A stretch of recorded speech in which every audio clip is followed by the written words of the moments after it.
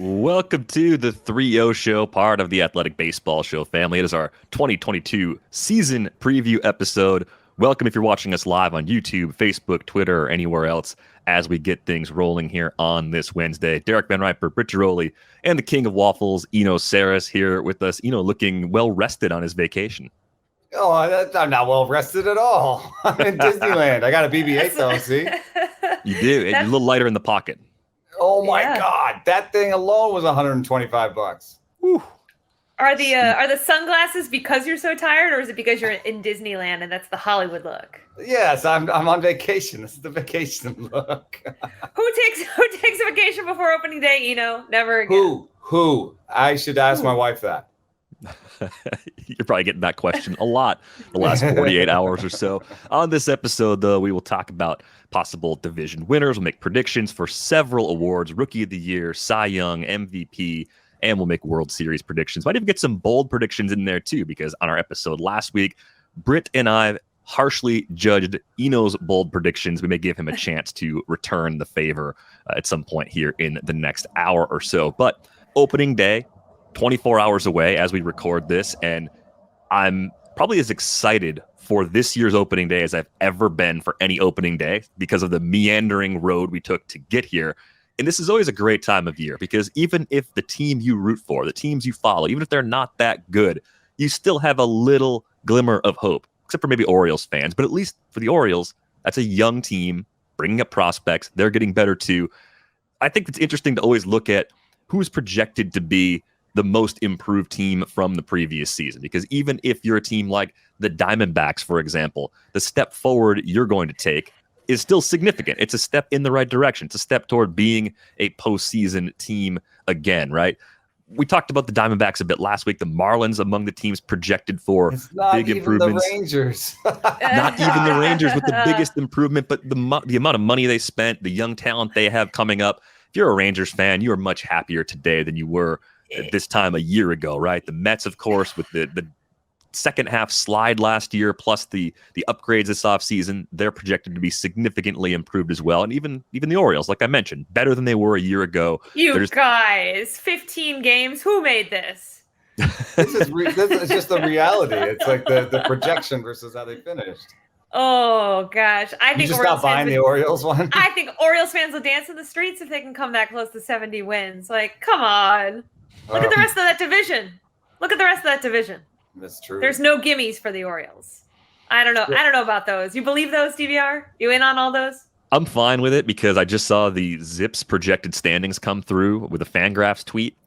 Zips has the other four teams, the Jays, the Rays, the Yankees, and the Red Sox, all finishing with 88 wins, and the Orioles at 64. It seems very reasonable, right? You bring up Adley Rutschman, you bring up Grayson Rodriguez, you bring up some of the other prospects that have been moving through that system that might get a little less fanfare outside of Baltimore, and they become more competitive, more watchable. But they're just in the wrong place at the wrong time. Executing that kind of rebuild in that division, it's not going to be great.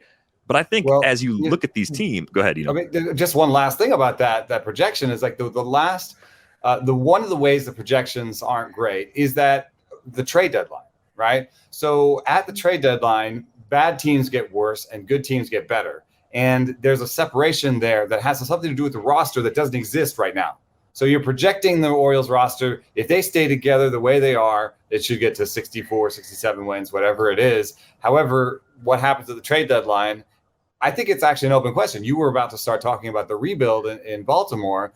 Is the rebuild at a point where they say, no, we're going to keep Means, we're going to keep Mullins, we're building towards something, we're going to try to get to close to 80 wins or something, 70 wins, or are they going to say, wow, we're one of the very few sellers, right? Like if you think about it with the expanded playoffs, there might only be 4 sellers like that are very obviously sellers and have some pieces. So they might be able to get a ransom for Means. If not Mullins or Mancini, they all start with M. That's weird. Yeah, I agree with you. I also think if you thought the Orioles were even close, then you wouldn't have made the recent moves they made. I mean, they just traded Tanner Scott and one other reliever who were kind of the back end of their bullpen guys for a pick, a collective, another draft pick. So I think if you're the Orioles, it doesn't really make any sense to stand pat this year at the deadline. That's why I don't think they sniff that projection. It's interesting to see all these double-digit wins. The Mets obviously is going to hinge on Jacob deGrom and Max Scherzer staying healthy, right? Otherwise, does anyone think they're going to make that big bump up? I think that's difficult, and that's something the computer can't model either, is coming off of the lockout, how many injuries are we going to see? Ken Rosenthal had it in his column as like the top thing he's concerned about, and I've heard from a lot of people in the game, trainers, coaches, players, about that very thing. We're starting with extended rosters. The Dodgers have 16 pitchers to try to mitigate this, but we're still probably going to see an unprecedented amount of injuries that you just can't account for. And some boring poo-poo 10, 12 pitcher games. That could happen too. That could definitely happen. Expanded rosters, of course, to begin the season. Hopefully, and even, not too much even of a into strain. May or something, right? There was a second portion. It wasn't just April. Yeah, so I want to ask both of you, who do you think is truly the most improved team? It doesn't have to be one of the 5 teams on the screen right now. It doesn't have to be the Diamondbacks, the Marlins, the Orioles, the Rangers, or the Mets. Based on all the moves that have happened over the course of this offseason, seeing how the opening day rosters have come together, Britt, I'll throw it to you first. Which team has improved the most for you since the end of last season? Yeah, I think it's twofold. I like the Blue Jays. I think they made a ton of moves. They were really aggressive. They also arguably lost. Probably they got one of the biggest holes, I guess, in losing Robbie Ray. So they had to fill it. They had to go out and make those moves. I think they got a lot better. I think a team that maybe isn't going to contend this year that got a lot better that people aren't talking enough about is Detroit. You look at what they have added and what they've still continued to add to that team. They get Javi Baez. They go out and they sign Eduardo Rodriguez. They get Tucker Barnhart, Andrew Chafin. They've continued to kind of chip away. They get Austin Meadows from the Rays recently, adding just a couple games here, a couple games there in terms of WAR. And you look at it, and they should have a significant improvement, even though people don't think so because they outperformed expectations last year. It's like they're almost being punished for being so good last year. People are like, oh, I think they're going to do what they did last year, even though on paper they're a much improved team than they were a year ago. Yeah, that's a good point too. There's some overachievers that got better and will stay the same. Like a little bit like the Blue Jays were really good and they improved a lot, but they'll probably be the same, or maybe a game or two better, which would be huge. I think the Blue Jays are going to make the postseason this year. I mean, it's the expanded postseason, sure, but I think they might win that division. Yeah, I like the way they're built a lot right now. I've got the Twins as my most improved team since last season. There are plenty of contenders for this, but you look at this team, they made a lot of trades. Sonny Gray heads up that rotation. He might not be a true ace, but he's certainly an upgrade over what they had. Joe Ryan, Bailey Ober, relative unknowns outside of Minnesota and outside of fantasy circles. They're going to be really important pitchers for that rotation this year. Maybe they can get a bounce back from one of Dylan Bundy or Chris Archer. I'd be surprised if they got it from both. And they've got some pitching knocking on the door in the minors. Josh Winder's a guy that's opened some eyes this spring. He might be part of the answer to the how do they get there question with the pitching holes they have in the back end of that rotation. Other pitching prospects, there's Simeon Woods-Richardson, Jordan Belazovic, but the big league roster, this is a good lineup. I mean, they've made the move to get Gary Sanchez. I think mixing and matching him between catcher and DH, that'll work out fine. I think not having as much pressure on him and not finding out or hearing every day about how bad his defense is might actually loosen him up a little bit at the plate. They added Carlos Correa, which was probably the biggest surprise of all the offseason moves that we saw. I think that's huge for them as well. They have young players like Alex Kirilloff that could take a step forward. If Byron Buxton stays healthy, I know that's a massive if, and Twins fans have been hoping for that for a long time. They have an MVP caliber center fielder. That's the type of ceiling they have. So they're really kind of good all over the place, and their bullpen is strong too. So they're one of those teams that if that rotation is often is leaving them with these 5 and dive scenarios, they're deep enough in that relief core to do really well. I think the question will be, what kinds of upgrades can they make later on this season to fortify any holes that develop on the roster? But I really like the way the Twins are built right now. They have 11 pitchers, not just starters, 11 pitchers projected to be above average, to be better than average. And that is tied for most in the game. So I know it doesn't look like that when you look in, and maybe they're missing some sort of top end ace. Like they don't really have an ace that stacks up against Garrett Cole or even maybe against Jose Barrios, so their old days. But I could see this working as a bunch of above average arms with a lot of depth, mixing and matching their way on the pitching side while, hitting really, really well. And I think one thing that they've improved, if you look up and down this lineup, that with the changes, for the most part, they've improved their strikeout rate. And I think, going to Correa there, that's one of the things that he brings is this really good contact rate with the power. So if you improve strikeout rate, but you still have the Bomba squad there, and you have some of that pitching depth coming up, I could see them pushing for the playoffs. But if you look, even with expanded playoffs, it's going to be tough because you're kind of looking at 3 coming out of the East, Yeah, and totally. if you're looking at 3 coming out of the East, that means there's one more wild card somewhere. And that means you're up against the entire West and Central to get that wild card, if not the division. So that's going to be the dogfight. It's basically going to be like Twins versus Mariners is, I think, what it's going to come down to in the last month, and that might lead for a really fun September. So you two are both going Twins, I take it, as the most improved? Is that what we're No. taking out of this? No? Nope. Wait, you went on a 10-minute rant about the Twins, but they're not your I most was just improved team? agreeing with him. I'm the king of waffles. I'm allowed to do what I want. But I was knew just you had a agreeing second with him. answer. What's the second answer? I'm going with the Texas Rangers, man. Come on. All They right, just all right. spent $1 bajillion on their middle infield. But the reason that I like the Rangers is not just the 2 big high-priced guys in the middle. I really like what they did around that, too. I mean, if you look at guys like Brad Miller, Matt Carpenter, all these guys they brought in, Cole Calhoun, they're all guys who have a long track record of being good hitters. They're not needed for good defensive positions. Like, they're all needed for like DH and corner outfield. Like, that's going to be fine. I bet you Donnie Ecker is going to turn one of those guys into a 30-homer guy this year. We're going to be like, Cole, what? Like Brad Miller, what? And then on top of that, John Gray adding a sweeper slider, getting out of course. His curveball will be average. I see him with the average curveball, 2 really good sliders, and still throwing 94, 95. I think he could have a really good year for him. They will need a little bit to find some pitching, but they do have like a long list of prospect pitchers at this point. It's just none of them are really highly regarded. It's just sort of waiting for one of those guys to step up. It feels like had they gotten Clayton Kershaw or another big pitcher, you would have felt a little bit differently about them maybe even this year, right? But they're just still missing the pitching. They're almost in the Tigers boat, though, of teams that like, let's give them props. They're trying. The Right. Royals as well for, not playing the service time game with Bobby Witt Jr. They're trying ahead of their window. And I don't know how we can make that trendy, but that would totally be a trend I think we would all welcome, right? Like, we may not be good now, but we think we're going to be good soon, so we're going to spend some money. Yeah, I think that's like the Manny Machado signing in San Diego was like, hey, we're on our way. We're announcing ourselves with this big signing.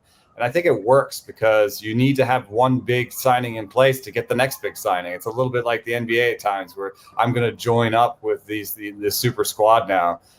It's a little bit easier to get a veteran at the end of his career to sign on for a year or two. If you've got a team that's getting closer to contention. But the problem that I have with the Royals compared to Texas, like I think Texas is still looking for an identity when it comes to pitching development and player development. That's you can see that as a negative, but I think the Royals have an identity when it comes to pitching development, and it's a bad one. Like I see they throw the worst fastballs in the league by Stuff Plus. None of their starting pitchers has a good fastball, and they all throw the fastball 60% of the time.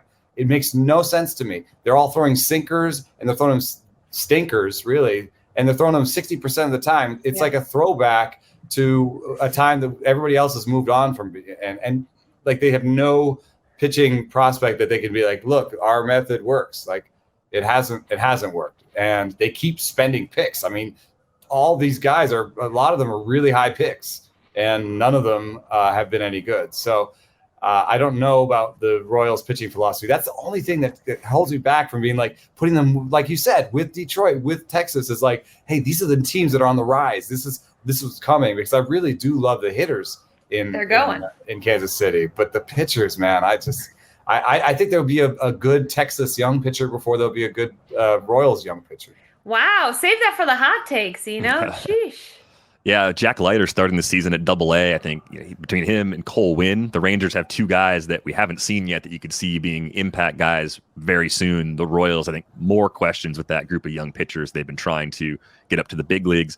The other end of the spectrum, real quick, the biggest fallers. The Giants exceeded expectations last year, so it's not a surprise to see them here. The Rays, as we've said many, many times on this show, the projections generally don't spit out the best possible numbers on them because they use so many young players who aren't really baked into that projection the way they should be. The A's make sense. They're taking a step back given what they've done to tear down that roster. The Mariners were a team that were fortunate last year. I don't think they're going to fall quite that much because they brought up Julio Rodriguez. They made that trade with the Reds to add Jesse Winker and Eugenio Suarez, and you've got the Cardinals sliding a little bit as well. I'm not sure I buy the Cardinals as a faller. I think they're one of those teams where I think they're in a little bit of trouble because of the Flaherty injury, but they're going to find ways to score more runs than they did last year. I like that lineup actually top to bottom. I think they always have a solid bullpen, and they tend to find guys in the back end of the rotation that pitch at a high level because the defense is really good, and the park is a pitcher-friendly park. So I'm curious, of those five teams, Giants, Rays, A's, Mariners, Cardinals, are there any that you really do see falling as much as the projections suggest that they're going to fall, other than the A's? Let's just throw them out right now. We all agree. That was the easy answer. Who's the other one of the other four? I mean, the A's were just the obvious, like, wow, they're even kind of kind to them, right? As we have talked about, they could make more moves at the trade deadline. Mm-hmm. I always hate piling on the Rays. And, I think you wrote this in your preview. People hate on them, and then they always exceed expectations. So I always hate sitting here saying, hey, we're smarter than Eric Neander, because we aren't. We just aren't. We can point to the stats and numbers and cool figures and try to sound smart. And at the end of the day, the Rays are, if they are watching this, just laughing at us, right? Because they're smarter than us. So I have a really hard time saying that the Rays are going to regress that much. Are they as good as last year's team? I don't think so right now as it stands. But I also, wouldn't doubt if they have five guys we've never heard of that come up from Double-A and all of a sudden are game changers, right? Like, that's the Tampa Bay Rays way. So I would be hesitant to put them in the bucket of going to be a lot worse.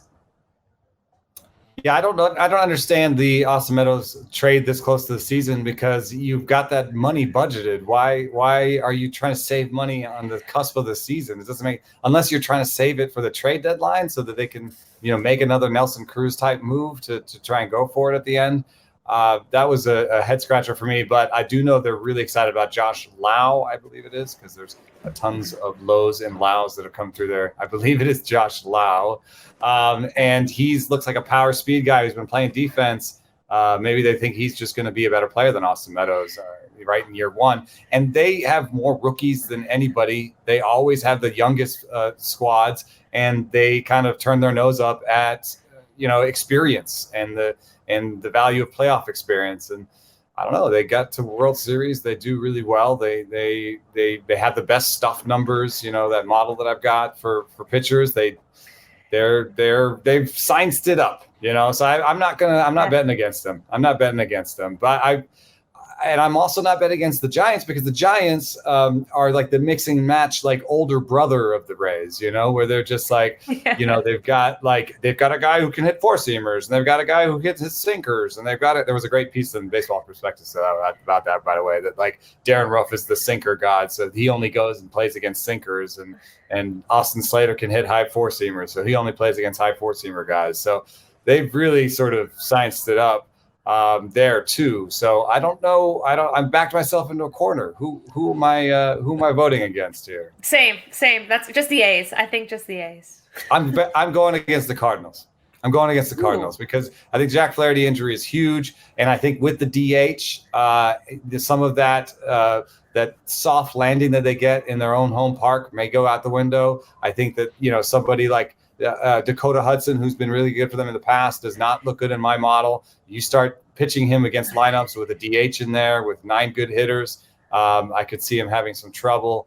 And I just don't know that they have the pitching that they need to get through this year.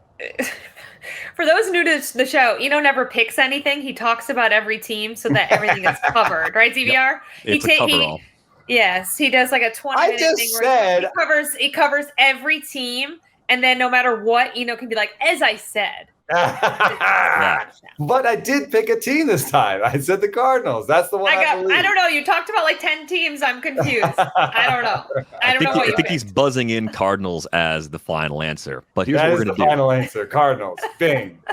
I have said it in one word, I guess. we're going to make this really easy. We're going to do division winner predictions. We're going to start with the AL East, and we're going to go to Eno first.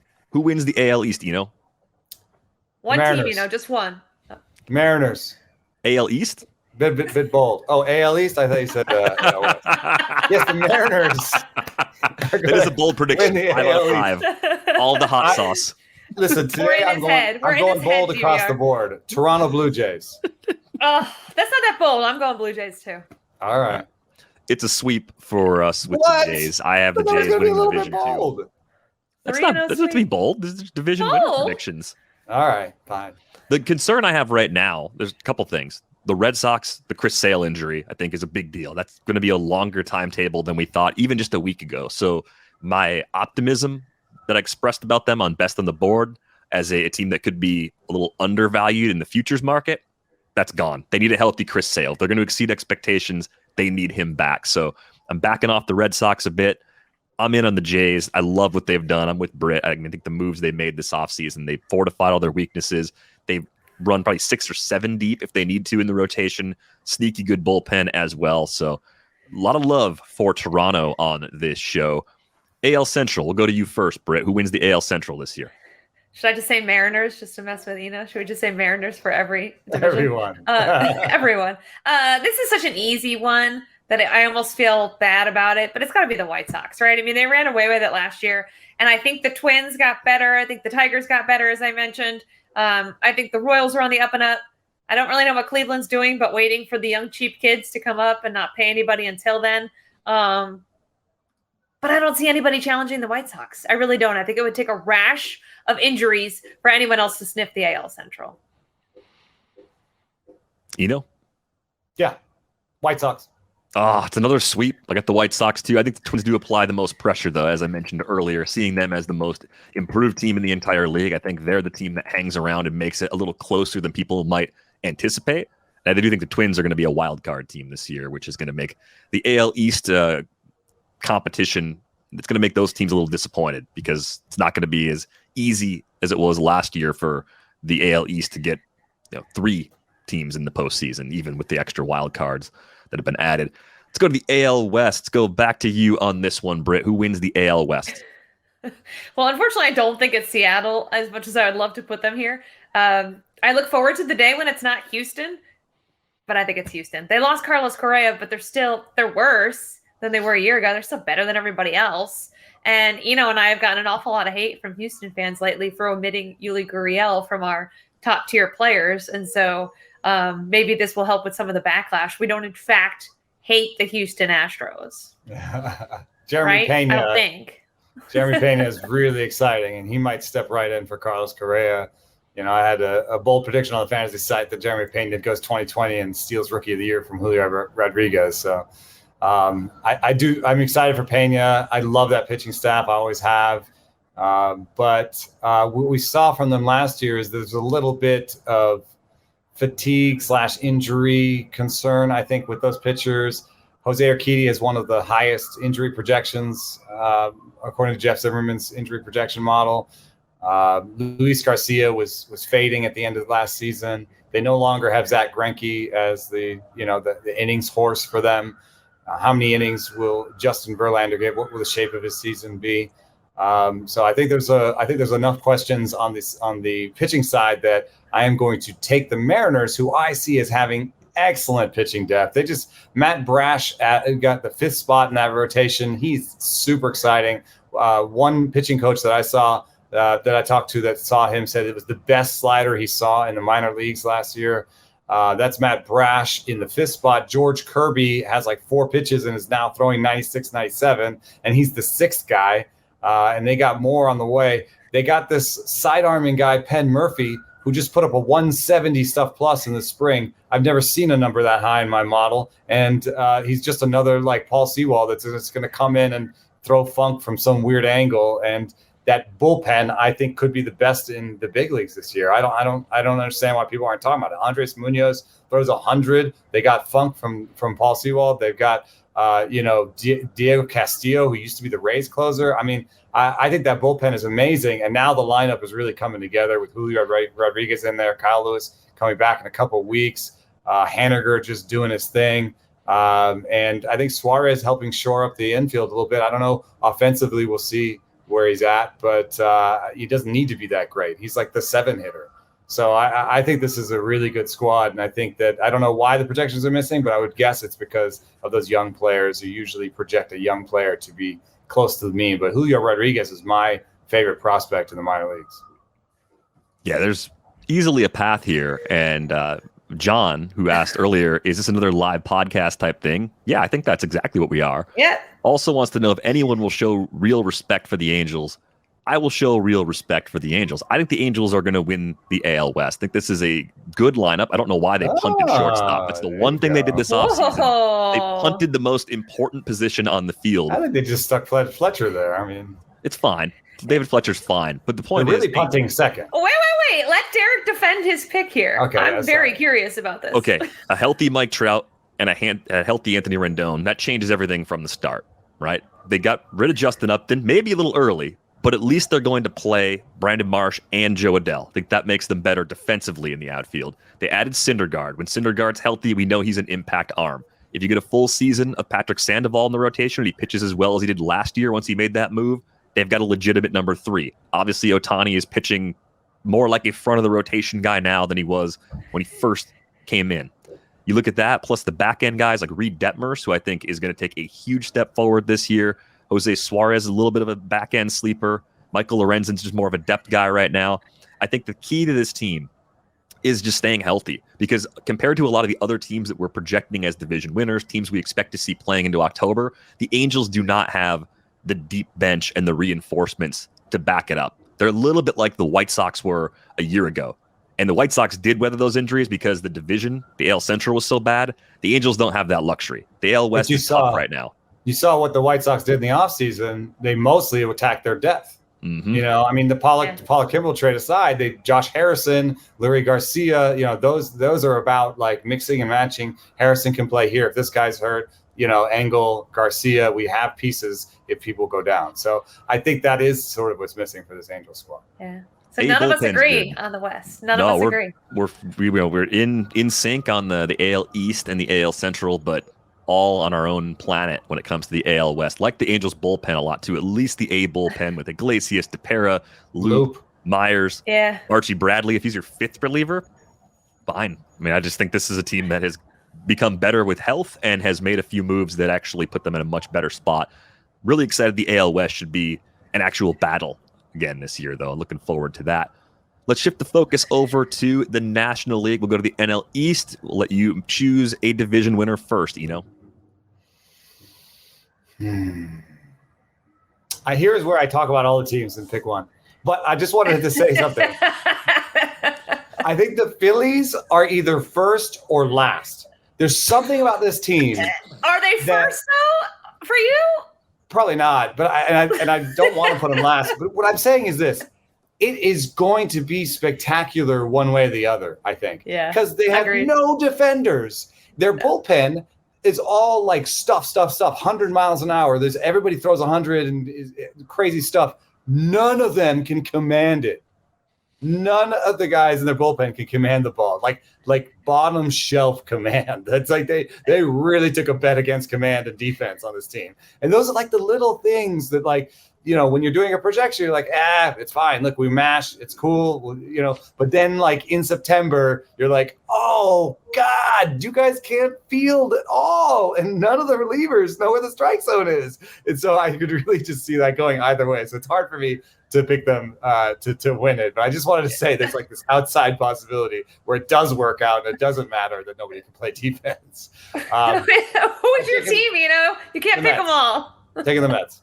Ooh. I take the Mets. I think they did enough. I think they have tons of depth. they have so much depth with Dominic Smith and JD Davis and Jeff McNeil now being sort of pushed to secondary status. And, yes,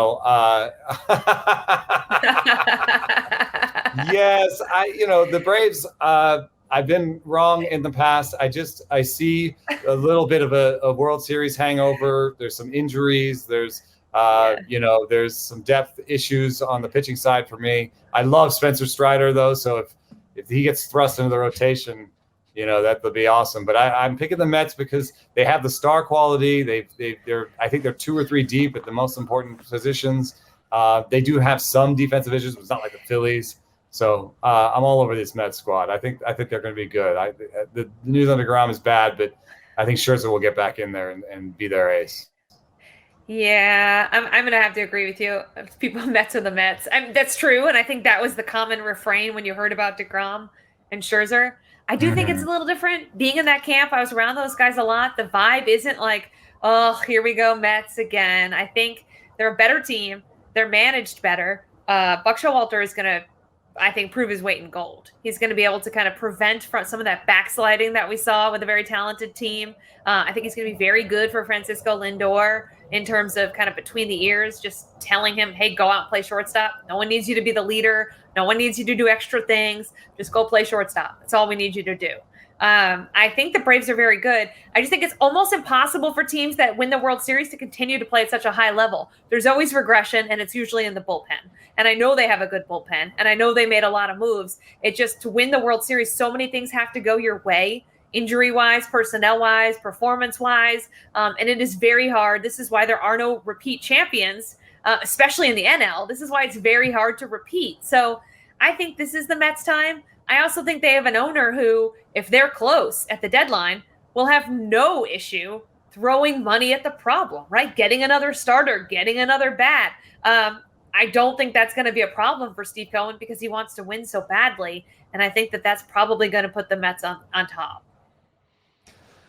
I think the Mets are a playoff team this year, but I think the Phillies are winning the division. I think spicy meatball. The Eno fever dream scenario, I think, is more real than people realize. And I think the thing about the Phillies that gets overlooked is the quality of their rotation. Wheeler and Nola are a fantastic 1-2. Ranger Suarez was a huge surprise last year. He's obviously not going to pitch as well as he did in the rotation at the end of last season. But Gibson and Eflin, good back-end guys. The bullpen is still a problem. I think it's at least a little bit better than it was a year ago, and it's the kind of thing that you can fix in season, right? They've already pushed enough chips in. Yeah, Steve Cohen wants to win. He's going to make trades too, but the Phillies have committed to trying to win right now. When you have Harper in the back part of his peak, or entering the back part of his peak, you want to win now on that contract. I think adding Schwarber and adding Castellanos and paying JT Realmuto as well, all of that is done to make this team win right now. So I know the defense could be a disaster. I know the bullpen could blow close games. I think that's where the first or last, the Ricky Bobby vibes come from for the Phillies right now. They're going to score a ton of runs. They're going to be a fun offense to watch. And I think at the very least, they're going to win a lot of ugly, 7-5 snowball fight type games because they are built to mash.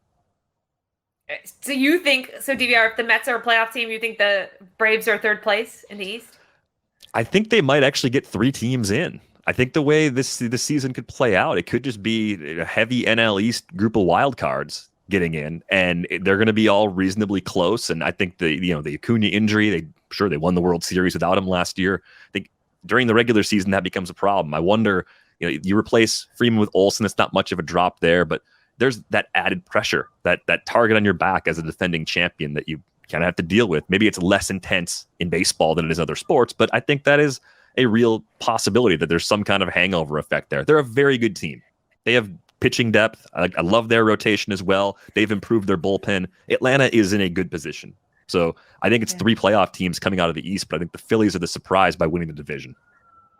I wonder if there's any chance, and this stuff gets overblown, but it does matter sometimes, if there's any chance for sort of fracture in team chemistry in Atlanta. I have to bring it up because this is something that I didn't care about at all when I wrote for Fangraphs and was a blogger. And the more that I've been in the clubhouse, I think you can kind of see it sometimes. And what happens is the leader in the clubhouse is the highest paid position player. It's just a de facto thing. Everyone kind of just turns to that person for the interview at the end of the game, for, you know, some sort of style leadership and that sort of deal. So Matt Olson, in this weird way, steps in. I think he's the highest paid player because Acuna and Albies are on these underpaid extensions. And so he's like a new guy, you know, that just came in and replaced Freddie Freeman and is now going to be the leader. Like if they start losing, you know, I love Matt Olson. He's a really nice guy. He's from Atlanta. I think it'll be fine, but you know, there's a chance where things don't go that well, and there's a little bit of strife behind the scenes.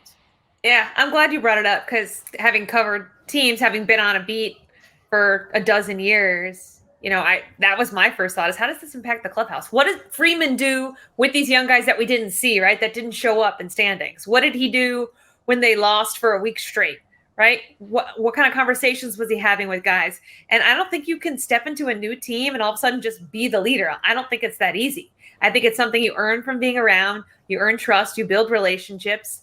And you can't replace Freddie Freeman in Atlanta in that regard. You could replace his numbers, and Matt Olson could make them a better team on paper. But I do wonder about those intangibles. It's a great point. As a self-described spreadsheet nerd, it's exactly the kind of thing that I would overlook. So I don't know. I'm trying to be more aware of situations like that. And this does seem like a legitimate issue, but they're very well built. They're going to be, I think, generally fine. But how they handle adversity without Freddie Freeman there, I think that's a fair question to ask at this point. Let's kick it over to the NL Central. Britt, you have the floor first. Who wins the NL Central this year? Okay, like I hate to be Eno and talk about multiple teams, but I think my head says the Brewers. No one ever really talks about them. They might be the most underrated, probably division winner going. But my heart says, how cool would it be if the Cardinals won in the final year of Pujols, Yachty, and Wainwright, right? Probably not a thing, except you look at the Central, and if the Brewers still struggle offensively, I'm not really sure what to make of the Cubs, right? Could be second, could be fourth, could be whatever. Can't there maybe be an avenue here? I can't make the numbers make sense, but I want it to make sense because it would be, in my opinion, one of the coolest stories in baseball if they were able to win the division. I'm not saying they win the World Series, but if they were a playoff team, if they somehow outperformed and had like one last gust of wind and all these old guys, just how great would that be? So I would love to say Brewers. My head says Brewers, but I'm going to Eno it back and forth and say, let's go Cardinals just because no one is picking the Cardinals. And it sounds like an insane pick that I will agree I cannot defend at all with numbers. I'm not even going to try. Pujols adds maybe half a game of WAR. It's not like this huge addition. But hey, if Jack Flaherty comes back and he has a good year, maybe they can get it done. Maybe. I'm with Jake. Jake is a Cardinals fan. He says he'd pick the Brewers. Nostalgia doesn't win games. Nostalgia doesn't win games. You know, I'm wins telling games. myself what about voodoo magic? Corbin What about Burns. Cardinals voodoo magic? That's right. There is some voodoo magic. I'm saying, man, Corbin Burns, Freddie Peralta, that Brandon Woodruff, that rotation is just too good. Their bullpen is too good. And I think they've done some things on offense to get better behind the scenes. I think a full season of Willy Adames, a full season of Rowdy Tellez, and maybe some bounce back from Keston Hiura and Christian Yelich. I think there's a way that this team comes together and becomes a World Series contender if they can find it on offense. But I think the pitching alone is enough for them to get through the season as the division winner. I will say Brewers. I agree with Eno's points across the board, and I will not add anything else to the conversation. I will move us on to the NL West. Let's keep it snappy. Yeah, let's go NL West. Eno, who wins this division? Dodgers. Yeah, I think that's This a pretty. is an easy That star wins again. Who'd have thought? Yeah. You want to keep it snappy? Dodgers. You won't get an argument here from anybody. All right. So Second place added is Freddie interesting. Freeman. Yeah. Who do second place is interesting. Who do you like as second place in the NL West, and do they make the playoffs as a wild card? I guess is the follow-up question. What do you think, Britt? I like the Padres still. I think the Giants are probably going to end up in third, not because they had some crazy voodoo magic last year. I believe in them. I believe in their direction. They just had so many things go right. It's just so hard to replicate these kinds of seasons. And the Padres wildly underperformed. They did get better. I still think they're probably one move away from really challenging in the NL West. But I think the Padres, with Bob Melvin, another thing that doesn't show up in the stats, right? Able to right the ship, able to kind of play to the potential of a very talented lineup, especially if they find a way to get rid of Eric Hosmer's contract and somehow use that to get better, maybe at the trade deadline.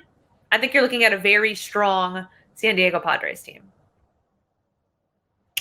Yeah, the Padres, Giants, Braves, and Cardinals. They're taking 2 of those, I think. So I voted against the Cardinals. They're out. That means it's one of the Padres and Giants. And that just is a rough choice for me because I think the Padres have some really generational type young talent on that squad, but the Giants are just so well run. Like, it almost doesn't matter who the players are. It's like they're just going to get the most out of the guys they've got. And they just added Carlos Rodon, which I think is an underrated move. I think they might skew a little bit more pitching this year, but I don't know, man. I think the Giants are in and the Padres are out. See, I think I'm Padres over Giants right now. It's going to be close. It's going to be hotly contested, but I'm worried about the injury risk build that the Giants are leaning into with that rotation. If that goes wrong, that can go very wrong. Not that the Padres have this model of health with their core of starters, but I do like that group a little bit more in terms of innings projections. I think Mackenzie Gore getting back on track is just a great story overall. It's really nice to see that he might be a significant contributor. Something I'm not sure the Giants have. You know what I mean, right? Like Mackenzie Gore is something I'm not sure the Giants have, which is like a really good young. I mean, Sammy Long, it's not Mackenzie Gore. No, not quite. Sammy Long is interesting, but he is not Mackenzie Gore. We're going to get to some individual hardware in just a moment, but first.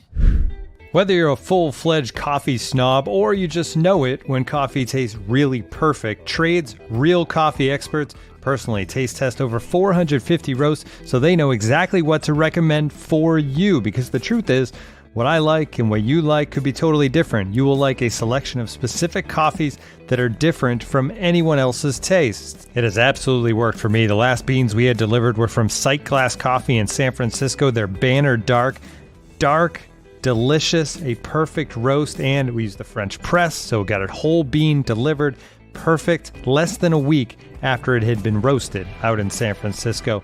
All you have to do is answer a couple of questions and you'll get your own personalized variety of coffees delivered fresh to you as often as you like. No gimmicks. Trade delivers a bag of freshly roasted coffee as whole bean or ground for however you brew it at home, and they guarantee you'll love your first order or they'll replace it for free. Trade has delivered over 5 million bags of fresh coffee with more than 750,000 positive reviews, and right now Trade is offering new subscribers a total of $30 off your first order plus free shipping when you go to drinktrade.com/MLB show. That's more than 40 cups of coffee for free. Get started by taking their quiz at drinktrade.com/MLB show and let Trade find you a coffee you'll love. That's drinktrade.com/MLB show for $30 off.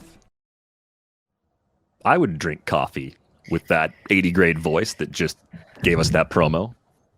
I want coffee I love coffee. I mean, I've been on the decaf train though because I'm 6 months pregnant, and let me tell you, it is not the same. The taste is fine. It's not the same. You don't get the caffeine hit. You don't get the adrenaline rush. You don't get like Eno on the, the Space Mountain type of high.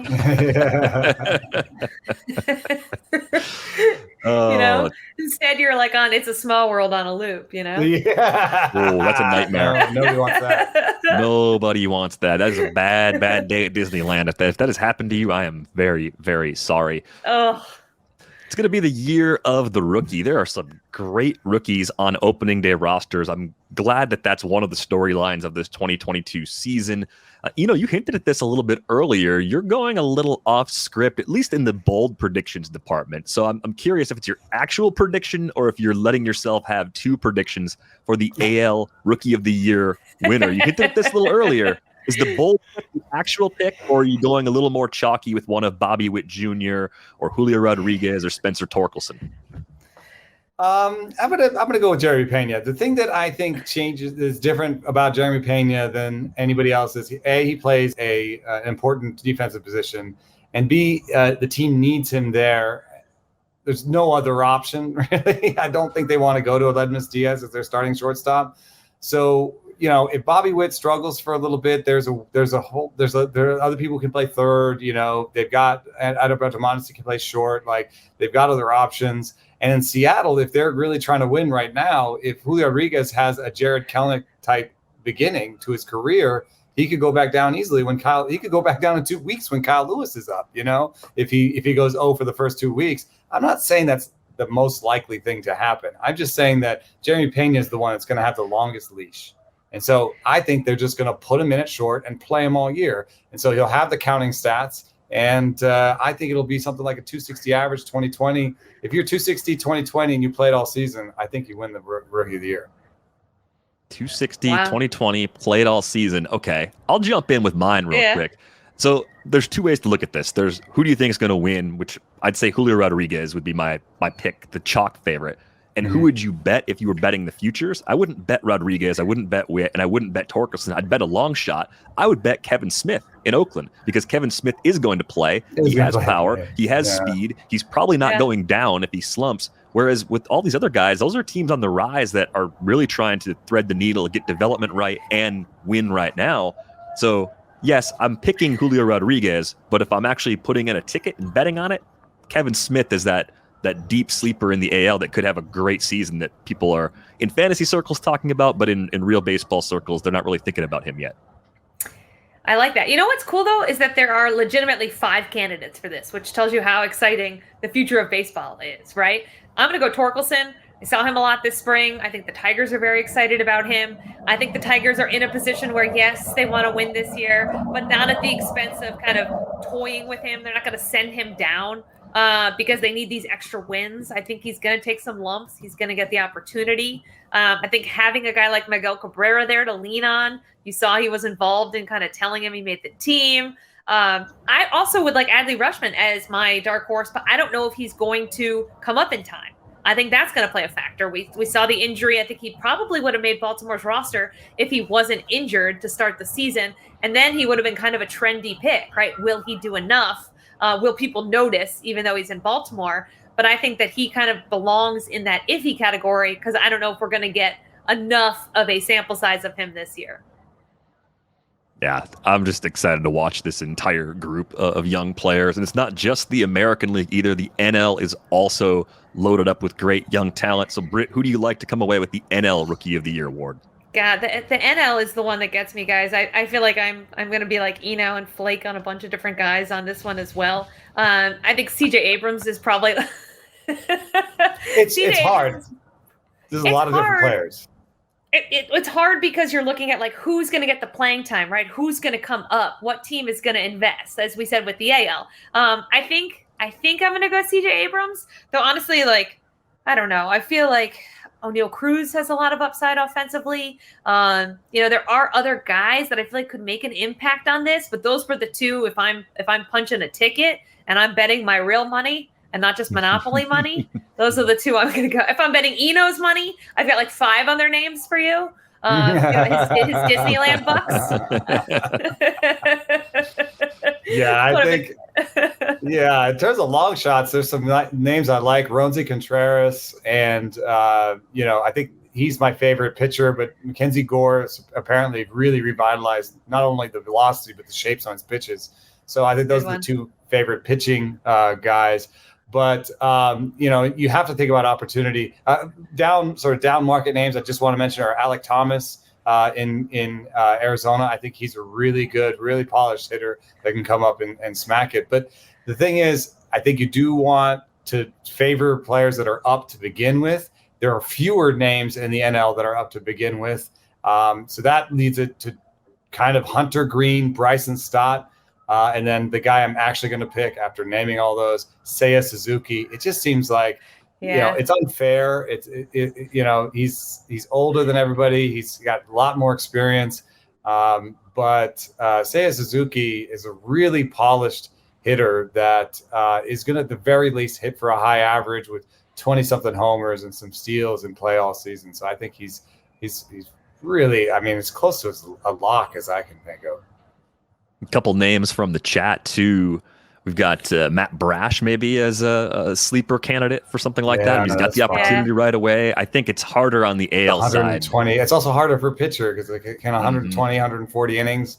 You know, is that going to be enough to go up against a position player?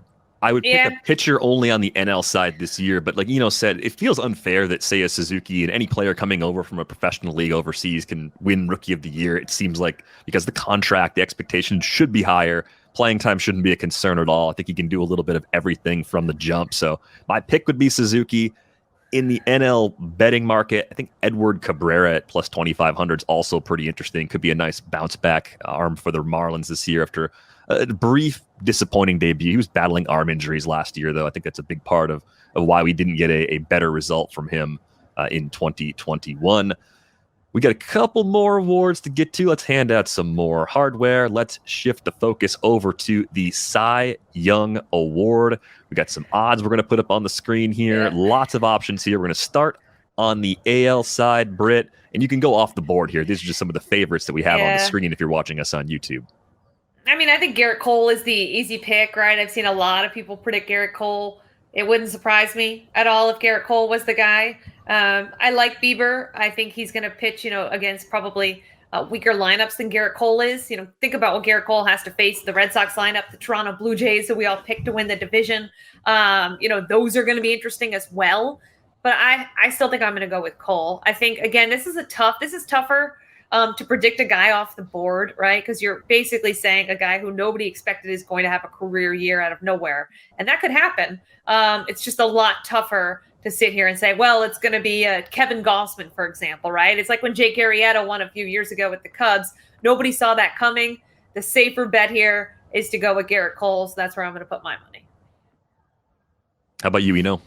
I'm going to go with Jose Barrios. I just think he's got a high floor. I think they're going to give him a lot of wins. Wins still matter to a lot of voters. I just think, I think he's a guy who just has a high floor that has also a high ceiling. That's a fun combination. He has a very low injury projection, lower than any of these guys. And I think that might matter just to put together a full season when nobody else is. That might be the way that Cy Young separates himself this year, is just by being the bulk guy when nobody else is.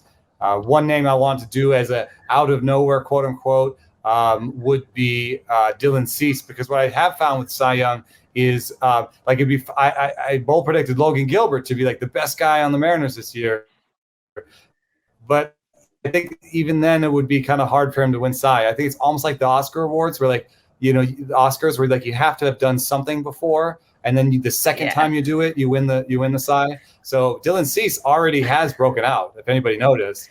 So what I'm saying is he does it again. He's maybe a little bit better or a little bit luckier and wins the Cy for it. I think I'm trying to look at a long shot in Luis Severino. He's plus 8,000 on BetMGM. If he somehow stayed healthy, he's good enough to win it. It's just a question of innings. And again, I've tried to play these futures more for amazing long shot odds, not chalk. I mean, Cole being the chalk makes sense because Bieber's coming off an injury.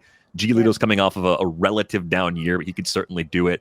I like the Cease and Barrios mentions here. The other name that I thought was kind of interesting as I looked at the mid-range is actually Justin Verlander. I think we're estimating that he's going to be lighter on innings. Ooh, but that's another one. If Verlander gets to 180 plus innings, I mean, it's not impossible. The skills I think are going to be there, and he'd be a strong consideration because you'd have that comeback player of the year vibe as well for the people voting on the awards.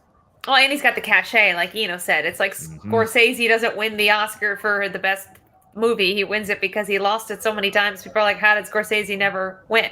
Right? It's kind of the same thing. But I don't even think 180. I mean, look at what's dwindling, and I disagree that wins matter to most voters. I think wins and innings are all going away. Corbin Burns, there was big talk last year. Remember Zach Wheeler pitching all those extra innings with worse stats, but it's like, okay, the guy might have had better stats if he had pitched as few innings as Corbin Burns did. I think the whole thing is changing. I think once you get over that 160 mark, voters are just going to consider it a wash. Yeah, I think that's a really good point. Now, I've got the NL odds up on the screen right now. Scherzer has moved just a little bit to plus 600. Burns still at plus 800, by the way.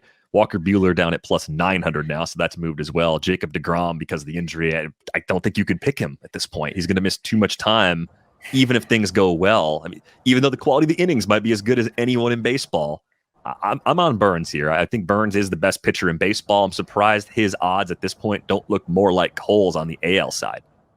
Well, it's hard to follow up a Cy Young year with a Cy Young year, right? It's really hard. I think with DeGrom, unfortunately, more and more, he looks like the Koufax of our generation, though I don't want him to be the Koufax of our generation. This guy who is brilliant, but his body just keeps betraying him, right? Innings are going to be a factor again. With Scherzer, you're talking about a guy who's, almost 38 years old. I don't know if he's going to be able to continue what he's done. I mean, he's won 3 Cy Youngs. He's changed grips. He's done all kinds of crazy stuff. He's working around a hamstring issue right now. I don't know if he's going to be enough Cy Young-wise. I like Walker Buehler there, a little bit further down. The Dodgers really need him. If there's one hole in this team, it's their rotation, right? It's the depth of that rotation moving forward. I think he's going to continue to get better. I think, mound demeanor-wise, stuff-wise, this is a guy who competes. This is a guy who really kind of takes charge, wants to be the ace of the Dodgers rotation. And I think he's going to be buoyed by the fact that he's basically got the 1920 Yankees hitting behind him. I like Buehler as the Cy Young in the NL. Yeah, the NL race. I think it's actually way more wide open. I think there's so many names, and it's amazing that there could even be like a Robin to a Batman that wins this year. So Julio Urias in LA could win it, as the kind of Robin to Buehler's Batman. Brandon Woodruff is one of my favorite pitchers in the game. Him right next to Corbin Burns, and keeping it in the family, that'd be kind of amazing. So, just picking one. I'm going to go with Woodruff. He's the guy that I have highest in my rankings, and he combines really great stuff with really great command. And if Burns takes it all a step backward, I think Woodruff will step into the void. Here's a long shot that's interesting, though. Charlie Morton at plus 5,000. Come on, you could do it, right? Yeah, we love Charlie Morton. Probably a little too much. Maybe place that ticket on somebody else. He's capable of doing it. A lot of these guys on this list are. What is Logan Webb's odds? Plus 1,600. Huh. Not that long. What was Ohtani in the AL? Plus 2,000. Okay. I was about to say innings, but you convinced me on the innings thing. Yeah. I mean, they go from giving the MVP to the Cy Young next year. Woo! Ohtani, man. Well, that's pretty. Exciting. that would help Derek's Angels pick, the division winner pick for sure. He needs to do something. Ohtani needs to be very good. He needs to at least be top 3 in one of them. Well, not necessarily. Not if Trout's amazing. Not if Rendon's healthy. But I would imagine Ohtani's also good if my Angels winning the AL West fever dream becomes reality. MVP awards out there right now, looking at these odds. Ohtani plus 350, a slight favorite in the AL. Mike Trout sitting there at plus 400. Vlad Jr. at plus 450. You got Rafael Devers, Wander Franco, and Aaron Judge all at plus 2,000. Britt, who wins the AL MVP award? Probably Ohtani, though I really enjoy the Wander Franco pick, especially at plus 2,000.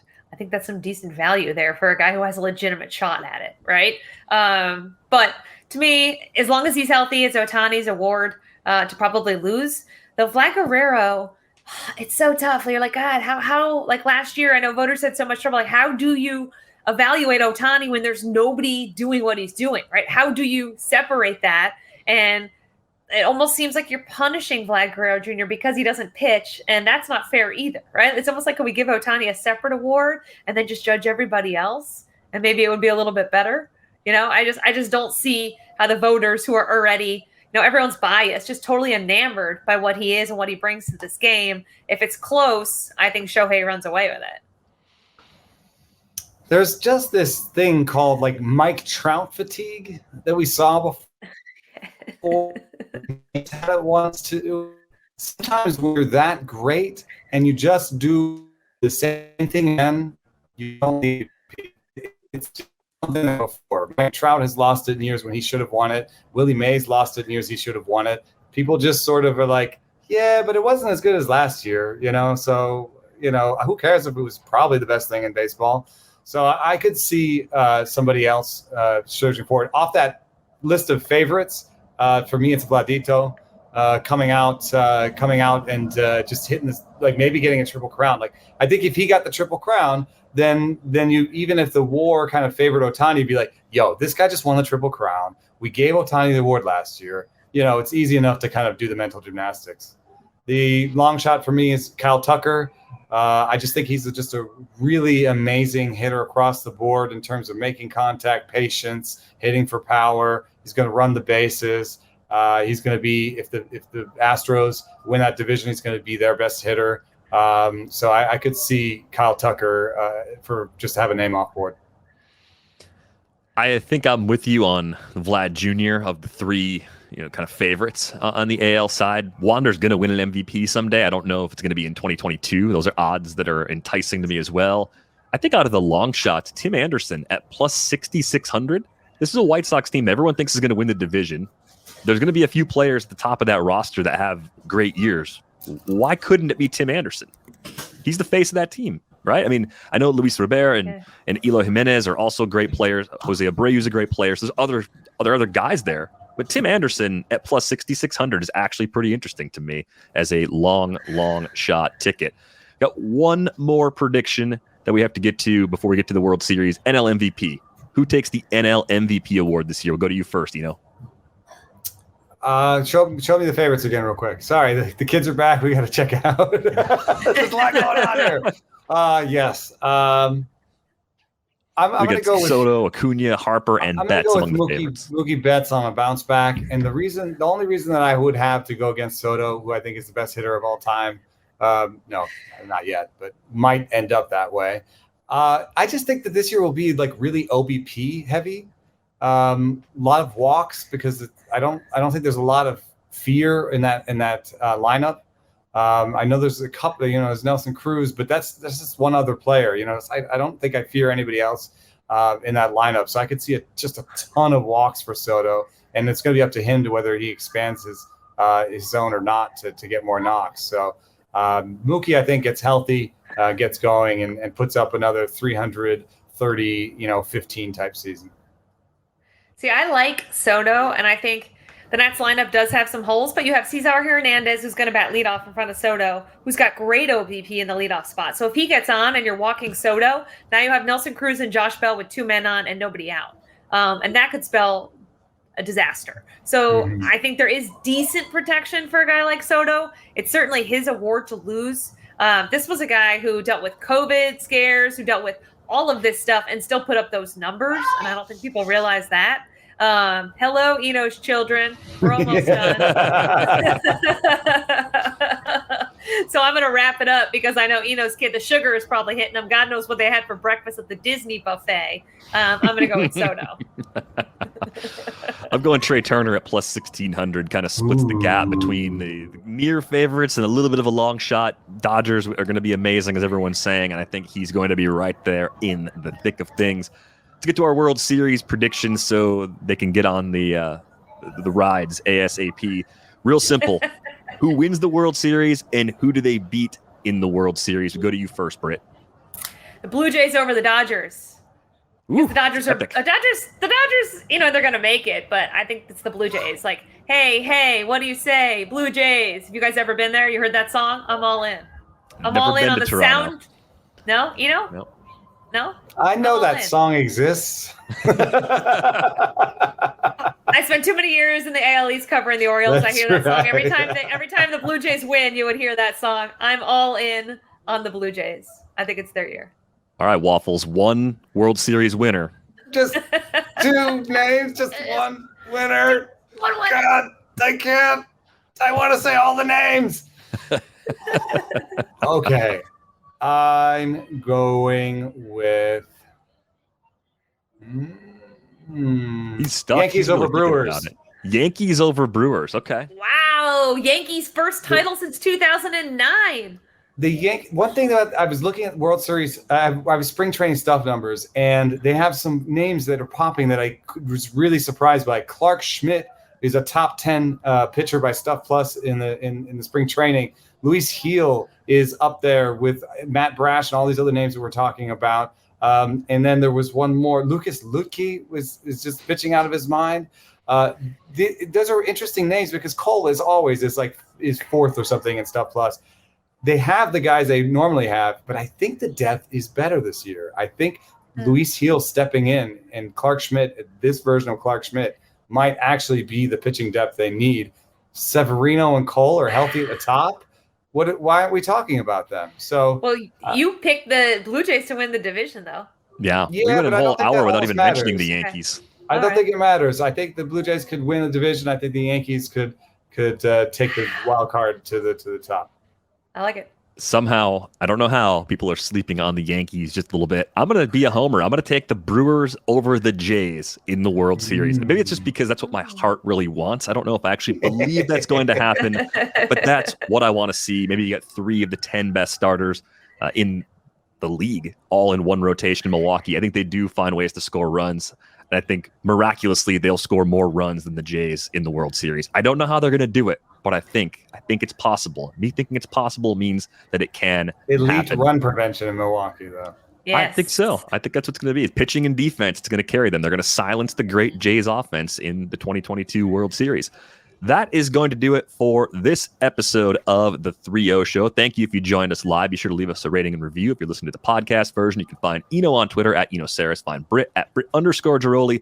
Find me at Derek Van Riper. Be sure to get a subscription to The Athletic for just $1 a month at theathletic.com/baseball show. The Athletic Baseball Show returns on Friday. Enjoy opening day. At the 3-0 Show, you've always got the green light.